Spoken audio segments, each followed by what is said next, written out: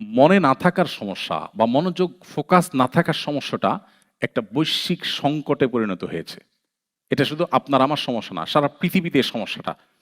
এবং আপনি প্রত্যেকটা মানুষকে দেখবেন যে মানুষের কিছু মনে থাকে না, মনোযোগ ধরে রাখতে পারে না।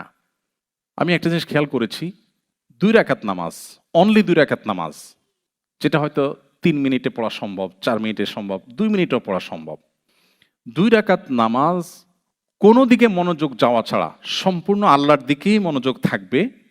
যা পড়ছেন সেটার দিকেই মনোযোগ থাকবে, আপনার অন্য কোনো দিকে মনটা যাবে না। এইভাবে মনোযোগ নিয়ে মাত্র ২ রাকাত নামাজ পড়ার মতো ক্যাপাবল মানুষ হাজার হাজার মুসল্লি, লাখ লাখ মুসল্লিদের মধ্যে একজনেরও নেই।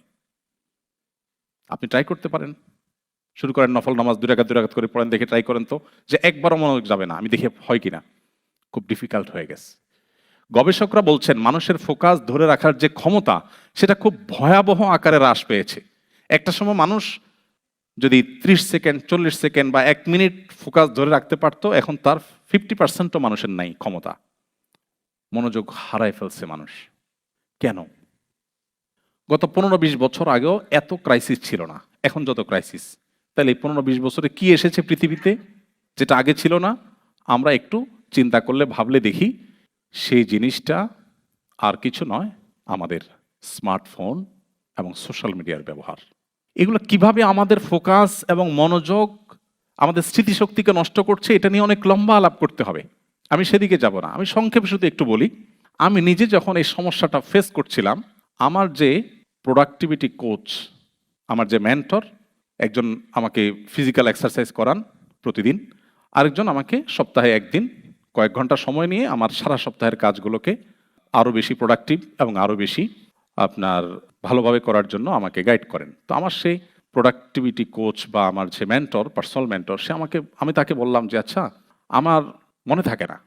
আমি একসময় ২০০ পৃষ্ঠার বই পড়েছি, পুরাটা মুখস্থ হয়ে গেছে। আর এখন একটা সন আমি মুখস্থ রাখতে পারি না, নোট ছাড়া কথা বলতে পারি না। কি সমস্যা?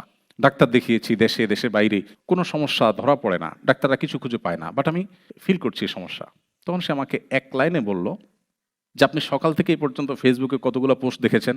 তাই বললাম তা তো অগণিত। কারণ যেভাবে স্ক্রল করি আমরা, এটা কোনো এন্ডিং নাই তো। কিছু দূর গেলে হয়তো নেট একটু ঘুরবে, তার মানে তুমি ওয়েট করো, আসছে আরো, তাই না? কখনো আপনাকে দিবে না দ্য এন্ড, আসবে। চিন্তা করেন, যে জিনিসটার কোনো এন্ড নাই, আপনি যেভাবে খুঁজছেন মনে হয় যে কি হারায় গেছে, তাই না? অথচ আপনি অর্থহীন জিনিসের পিছনে কি খুঁজছেন? আপনার কেউ জিজ্ঞেস করে ভাই কি খুঁজছেন, আপনি কোনো জবাব দিতে পারবেন? কোনো জবাব দিতে পারবেন কি খুঁজছেন? আপনি একটু চিন্তা করে দেখুন আপনাকে কোন গর্তে ঢুকায় দেওয়া হয়েছে, আপনি কোথায় কোন জগতে বাস করছেন, আপনি কি খুঁজছেন নিজে জানেন না, বাট আপনি খুঁজছেন। দেখুন, হাসির ইস্যু না, খুবই সিরিয়াস ইস্যু। আমাদের ঈমান, আমল, এমনকি দুনিয়ার যে আমাদের জীবনের বরকত, সেটাও নষ্ট হয়ে যাচ্ছে। আমাকে তখন সে বলল, সকাল থেকে এই পর্যন্ত আপনি কতগুলো স্ট্যাটাস দেখেছেন? আমি বললাম না হলে তো শখানিক হবে, আরো বেশি হবে, কারণ স্ক্রল যখন করি প্রতি সেকেন্ডে তো ২টা ৩টা করে চায়। তো আমাকে বললো যে একটা স্ট্যাটাস আপনি আমাকে বলেন আগাগোড়া যেটা আপনি দেখেছেন। আমি বললাম তা তো বলতে পারবো না। বলছে কমেন্ট কি পরিমাণ দেখেছেন? আমি অগণিত কমেন্ট দেখেছি। বলে যে একটা কমেন্ট বলেন আমাকে আগাগোড়া। আমি বললাম, তাও বলতে পারবো না। তো আমাকে সে বলল, এর মানে হলো আপনার ব্রেইনকে আপনি ট্রেন করছেন যে তোমাকে মুখস্থ রাখতে হবে না। তুমি ডোপামিনের আশায়, সাময়িক আনন্দ, সাময়িক ব্যথা, একটা গুড নিউজ দেখেছেন, আপনার পছন্দের দল জিতেছে, ওয়াও মাশাআল্লাহ, আপনি খুশি হয়ে গেলেন, ডোপামিন। আবার দেখেছেন গাজায় মানুষগুলো অনাহারে মারা যাচ্ছে, এর মধ্যে আবার হামলা চালিয়েছে অভিশপ্তরা, এটা দেখার পর আপনার কষ্ট হয়েছে, মনটা খারাপ হয়েছে। এই যে সাময়িক আনন্দ আর সাময়িক বেদনা, এটাই আপনার উদ্দেশ্য এই স্ক্রলিং এর। এখান থেকে আপনি কোনো জিনিস মুখস্থ করতে চান না, আপনার ব্রেইন অভ্যস্ত হয়ে গেছে যে আমাকে মুখস্থ করতে হবে না।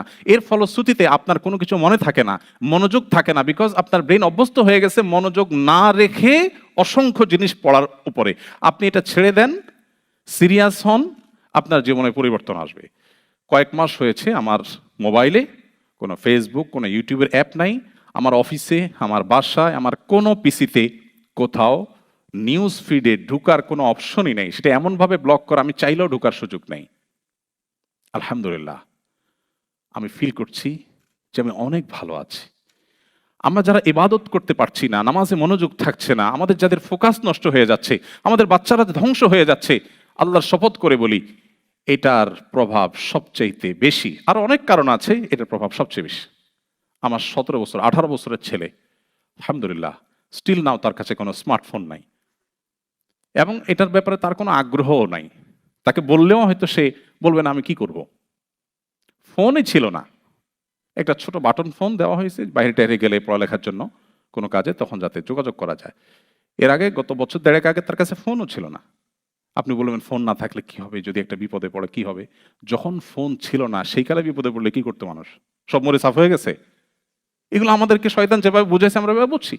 সো আমাদের মনোযোগ বাড়ানোর জন্য অবশ্যই আমাদেরকে এই জিনিসটার প্রতি খেয়াল রাখতে হবে যে আমরা সোশ্যাল মিডিয়া এবং মোবাইলের নিয়ন্ত্রণ করব। আপনি কি সোশ্যাল মিডিয়াকে ব্যবহার করছেন নাকি সোশ্যাল মিডিয়া আপনাকে ব্যবহার করছে? এটা হলো সবচেয়ে বড় প্রশ্ন। আপনি কি ডাইরেক্ট হয়ে গেছেন নাকি কন্ট্রোল আছে? এটা গুরুত্বপূর্ণ প্রশ্ন। এটা আমাদেরকে শেষ করে দিচ্ছে। অনেক সময় দাওয়াতের কাজের নাম দিয়া ঘন্টাকে ঘন্টা স্ক্রল করছি উদ্দেশ্যহীনভাবে। এটা কখনো একজন মুসলমানের লাইফস্টাইল হতে পারে না, অসম্ভব। আমি জানি এই স্রোতের বিপরীতে আমার কথাগুলো খুব বেশি প্রভাব ফেলবে না, কিন্তু আমি আমার দায়িত্ব পালন করলাম।